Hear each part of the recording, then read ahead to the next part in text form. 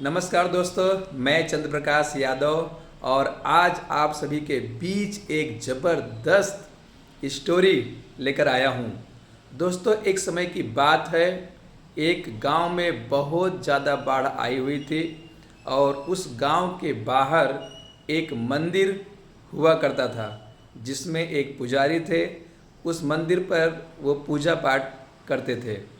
दोस्तों, जब बाढ़ का संकेत मिला तो गवर्नमेंट के सारी टीमें लगा दी गई कि भाई किसी को किसी तरह का जान माल का नुकसान ना हो, और सभी को 2 दिन पहले से चेतावनी दी जाने लगी कि बाढ़ आने वाला है, जिसका मतलब ज़्यादा असर होगा, इसलिए आप सभी गांव छोड़ करके चले जाएं, किसी ऊंचे स्थान पर चले जाएं।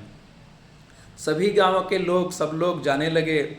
और लेकिन एक पंडित जी जो उस मंदिर पर रहते थे, भगवान की पूजा पाठ नित्य करते थे, उन्होंने कहा कि नहीं, मैं नहीं जाऊंगा।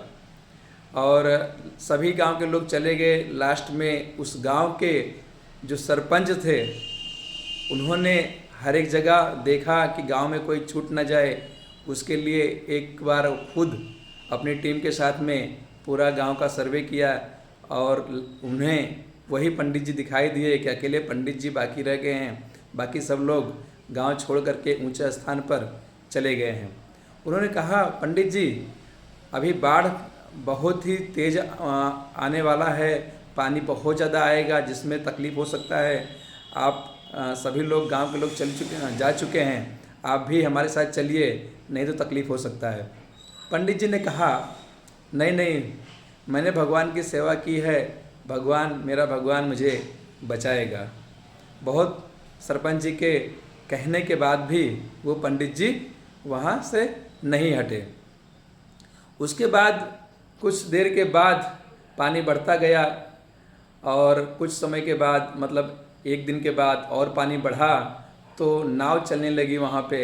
और नाव के माध्यम से सब जगह देखा जा रहा था कि किसी को कोई तकलीफ़ हो या कहीं फंसा हो तो उसको जो है सुरक्षित बचाया जा सके।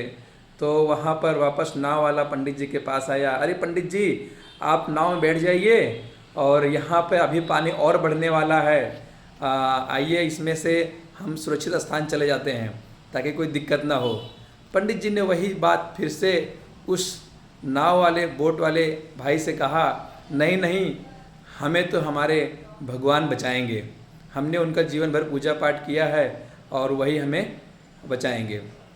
उस नाव में भी पंडित जी नहीं बैठे। पानी और बढ़ता गया, काफ़ी पानी बढ़ गया, 1 मंजिल डूब गया।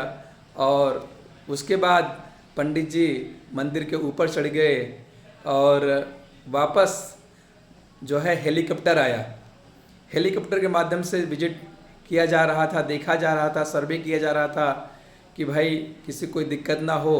तो वापस हेलीकॉप्टर वाले ने भी पंडित जी को देखा और हेलीकॉप्टर के नज़दीक ला करके, थोड़ा नीचे ला करके पंडित जी को रस्सा फेंक कर बोला, पंडित जी रस्से पकड़कर ऊपर आ जाइए, पानी और बढ़ेगा अभी। फिर पंडित जी ने वही वापस रिपीट किया, नहीं, अभी भी पंडित जी ने वही कहा कि मैं मंदिर छोड़कर नहीं जाऊंगा, मेरा भगवान आकर मुझे बचाएगा, मैंने उनका सेवा, इतना पूरी ज़िंदगी सेवा किया है। पंडित जी नहीं माने और हेलीकॉप्टर चला गया। कुछ समय, कुछ घंटे बाद पानी और ऊपर बढ़ा और पंडित जी उसी पानी में डूब गए। और पंडित जी को जब ऊपर भगवान के पास पहुँचे, बहुत गुस्सा लगा हुआ था उनको, बहुत गुस्से में थे। और भगवान ने पूछा कि पंडित जी से पूछा, कैसे हैं? पंडित जी तो बहुत नाराज़ थे और उन्होंने चित्रगुप्त को बोला, इनकी कुंडली देखी जाए। तो पहले तो भड़के हुए थे पंडित जी कि मैंने आपकी इतना सेवा किया ज़िंदगी भर, आपको इतना पूजा, आपके मतलब पूजा पाठ किया मैंने, लेकिन आपने मुझे बचाया नहीं। पंडित जी, भगवान ने वहाँ पे जो भी अकाउंटेंट होते हैं भगवान के, उनसे पूछा, भाई इनकी कुंडली देखी जाए। तो पता चला कि वास्तव में बहुत पूजा पाठ किए हैं, बहुत भगवान की पूजा किए हैं, सारे चीज़ किया है। तो उन्होंने कहा कि फिर इनको मौका क्यों नहीं दिया गया, तो बचाया क्यों नहीं गया, ऐसा ज़रा देखिए। तो जो अकाउंटेंट थे भगवान के, उन्होंने कहा कि प्रभु इनको तो कई बार मौका दिया गया, एक बार तो पहले सूचना गई, जो माइक के अंदर बोला गया था कि सभी लोग ऊंचे स्थान पर चले जाएं, उसके बाद सरपंच को भेजा गया, उनको भी तो भी ये नहीं आए। उसके बाद जो है नाव गई इनको लाने के लिए, तो भी नहीं आए। उसके बाद इनको लेने के लिए हेलीकॉप्टर गया, तो भी ये नहीं आए। तो अभी कहाँ गलती है? तो बोले कि ये कौन आया था? अरे ये मैं ही भेजा था भाई आपको लाने के लिए, लेकिन आप नहीं आए तो उसमें हमारी क्या गलती है? तो इस तरीके से कहानी का जो अर्थ है कि भगवान हमें मौका तो देते हैं, लेकिन क्या भगवान खुद थोड़ो आएंगे, किसी न किसी के माध्यम से आएंगे।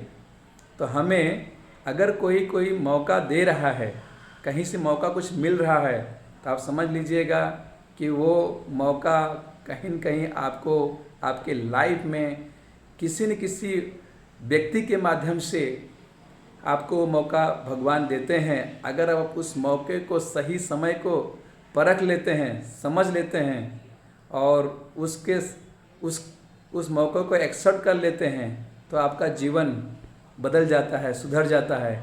और अगर आप अपनी वहाँ भी चला दिए, नहीं माने, तो जैसे पंडित जी के साथ हुआ था, माफ़ करिएगा, वही चीज़ आम तौर पर लोगों के साथ होता है।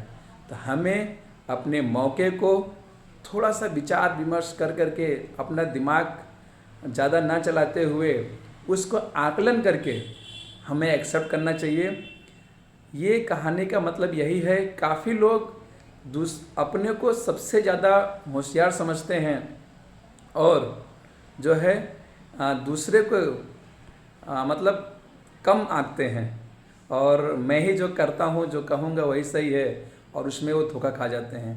दोस्तों, जब भी कुदरत समय देता है, किसी न किसी के अवसर देता है और किसी न किसी के माध्यम से देता है, हमें उस अवसर को पहले आकलन करना चाहिए, और अगर दिल कहता है नहीं सच्चाई है, तो उसको एक्सेप्ट करना चाहिए, सुनना जरूर चाहिए। अगर हम दूसरे के लोगों को बात को सुनेंगे, समझेंगे और आकलन करेंगे, फिर डिसीजन लेंगे, तो आप हमेशा जीवन में कभी भी धोखा नहीं खाएंगे।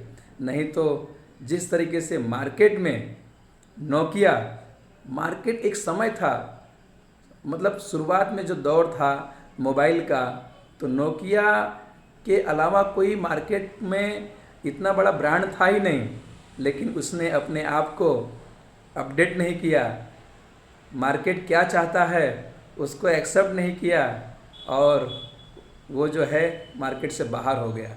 इसलिए हमें हमेशा समय के साथ चलना चाहिए, और जो समय के साथ नहीं चलेगा वो जो है मार्केट से बाहर हो जाएगा।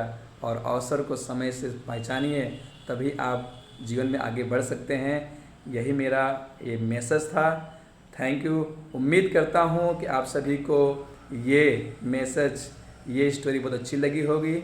लाइक करिएगा, सब्सक्राइब करिएगा और दूसरों को भी भेजिएगा।